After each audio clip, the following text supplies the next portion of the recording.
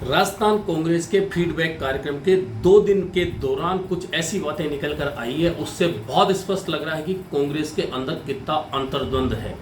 पहले दिन जहां प्रदेश कांग्रेस अध्यक्ष गोविंद सिंह डोटासरा ने सचिन पायलट खेमे के विधायकों को मानेसर का कह के बात छेड़ी कि अभी तक कांग्रेस में बगावत को लेकर कुछ भी शांत नहीं हुआ है। हालांकि पिछले दिनों जिस तरह से दिल्ली में सचिन पायलट के अनशन को लेकर कवायद चली और मामले को ठंडे बस्ते में डालने का प्रयास हुआ, उसके बाद में अचानक प्रदेश कांग्रेस अध्यक्ष गोविंद सिंह डोटासरा की ओर से मानेसर कांड की बात छेड़कर यह जताया गया कि राजस्थान कांग्रेस में शांत सब कुछ इतनी आसानी से नहीं होने वाला।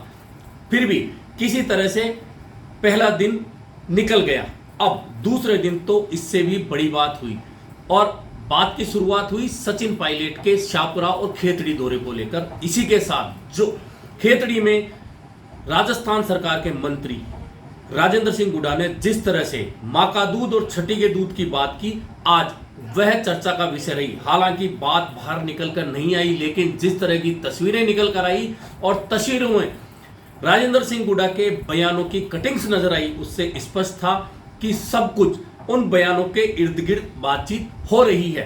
कहा जा रहा है कि कल के भाषणों को लेकर एक रिपोर्ट प्रभारी सुखजिंदर सिंह रंधावा दिल्ली को भेज रहे हैं या भेज दी है, लेकिन वे किस आधार पर रिपोर्ट भेज रहे हैं कि राजेंद्र सिंह हुड्डा ने सीधे सीधे आला कमान को चैलेंज किया है। उनकी रिपोर्ट एक तरफ है, लेकिन दूसरी ओर आज वागड़ क्षेत्र डूंगरपुर बांसवाड़ा के विधायकों ने भी आला कमान को सीधी चुनौती दे दी। चुनौती इस बात पर दी कि जब उनसे सवाल किया गया कि राजस्थान में चेहरा कौन होगा, तो नगराज मीणा रमीला खड़िया ने स्पष्ट रूप से कहा कि चेहरा अशोक गहलोत होंगे, आला कमान कौन होता है नया चेहरा लाने वाला।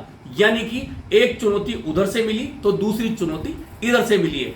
यानी कि कांग्रेस में सब कुछ शांत नहीं है। लेकिन इससे भी बड़ी और महत्वपूर्ण बात रामनारायण मीणा जो वरिष्ठ विधायक हैं, सांसद रह चुके हैं, उन्होंने कही, और वह बात यह ऑन कैमरा कही गई कि राजस्थान में कांग्रेस को जनता वोट देना चाहती है, जिताना चाहती है, लेकिन मंत्री ऊपर से नीचे तक, एड़ी से चोटी तक भ्रष्टाचार में डूबे हुए हैं।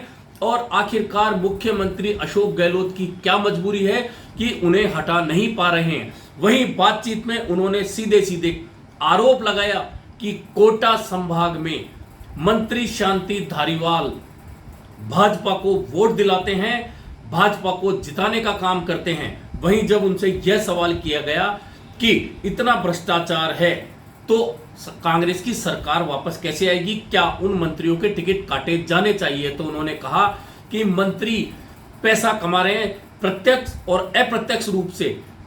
कुछ मंत्री हो सकते हैं कि इस दायरे से बाहर हो, लेकिन अधिकांश मंत्री भ्रष्ट हैं और भ्रष्टाचार ही कांग्रेस की जीत के आड़े आएगा। यानी कि सचिन पायलट तो अब तक भाजपा सरकार के भ्रष्टाचार के मुद्दे की बात कर रहे थे, लेकिन अब बाड़ाबंदी के दौरान जो विधायक मुख्यमंत्री अशोक गहलोत के साथ रहे, उन्होंने सीधे तौर पर उनकी मंत्रिमंडल पर निशाना साधा है और कहा है कि मंत्री भ्रष्ट हैं। यानी कि भ्रष्टाचार का जो मामला सचिन पायलट ने भाजपा सरकार को निशाने पर लेकर उठाया था, वह अब कांग्रेस के अंदर ही हो गया है। वहीं हरीश चौधरी बायतू के विधायक हैं और पंजाब के प्रभारी हैं। उन्होंने भी स्पष्ट रूप से कहा है कि भाजपा सरकार के दौरान हमने भ्रष्टाचार को मुख्य मुद्दा बनाया था। यानी कि उन्होंने सीधे तौर पर तो नहीं कहा, लेकिन सचिन पायलट की बात का अप्रत्यक्ष रूप से समर्थन कर दिया। यानी कि यह 1-to-1 संवाद पूरी तरह से अब घूमकर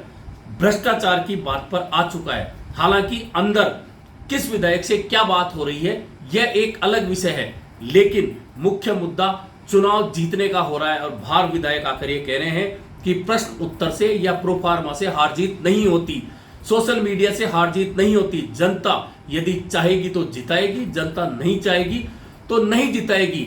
और जनता की भावना यदि हम नहीं समझेंगे तो जीतना नामुमकिन है।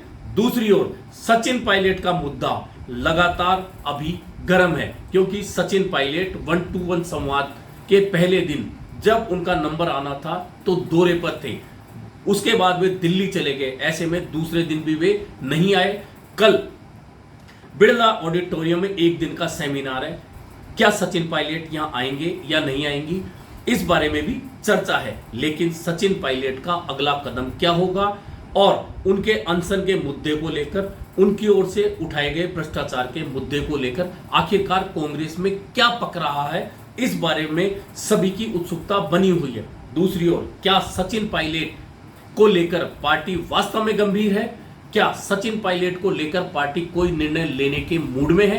क्या सचिन पायलट को पार्टी सम्मान देने के मूड में है, या सचिन पायलट सीधे आर पार की लड़ाई लड़ने का मन बना चुके हैं? यह बात मैं इसलिए भी कह रहा हूं कि जिस तरह से खेतड़ी में सचिन पायलट के मंच से राजेंद्र सिंह हुड्डा ने कहा कि अनुशासनात्मक कार्रवाई करके दिखाइए, कांग्रेस आला कमान को छठी का दूध याद आ जाएगा, और उसके बाद सचिन पायलट ने उनकी बात को ना तो काटा ना समर्थन किया।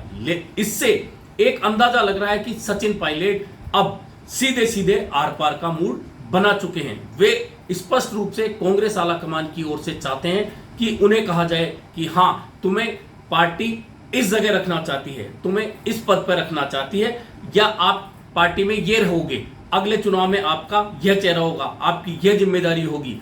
या सचिन पायलट चाहते हैं कि आला कमान उन्हें कह दे कि हम आपको कुछ भी नहीं देना चाहते, आपके साथ सारे विकल्प खुले हैं, आपके लिए सारे रास्ते खुले हैं। लेकिन यह बहुत जल्दी नहीं होने वाला, इसके लिए अभी समय लगेगा, क्योंकि 4 दिन के फीडबैक के बाद में जब रंधावा दिल्ली जाएंगे तो निश्चित तौर पर एक रिपोर्ट कांग्रेस आला कमान को जरूर देंगे कि विधायकों ने वास्तव में किस तरह की बातें उनसे कही है, राजस्थान का कांग्रेस का विधायकों का मूड क्या है। इसके बाद ही आगे का रास्ता तय होगा। लेकिन जिस तरह से तलवारें खींची हुई है, विधायक 2 खेमों में स्पष्ट रूप से बटे हुए हैं। भ्रष्टाचार के मुद्दे को लेकर सब में डर है, सचिन पायलट पार्टी में रहेंगे या बाहर जाएंगे, यह मुद्दा हर विधायक की जबान पर है, लेकिन वे खुलकर बोल नहीं पा रहे हैं। दूसरी ओर, क्या सचिन पायलट नई पार्टी बनाएंगे, क्या कांग्रेस में संघर्ष करेंगे, क्या बीजेपी के साथ जाएंगे, या फिर कोई और विकल्प उन्होंने सोच रखा है, ये सारी बातें इस फीडबैक का प्रमुख मुद्दा बनी हुई है।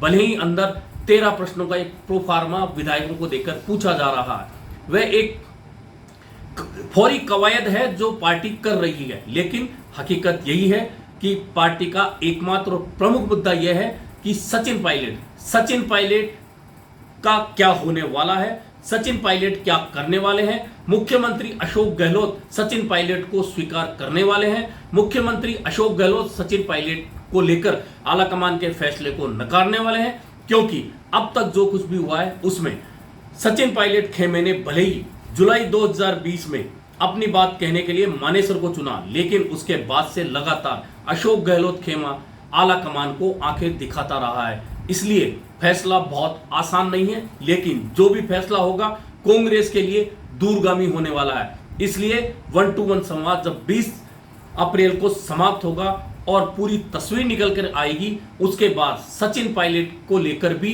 पार्टी की तस्वीर निकल कर आएगी, तभी स्पष्ट हो पाएगा कि आखिरकार कांग्रेस 2023 विधानसभा चुनाव में किस रूप में जा रही है।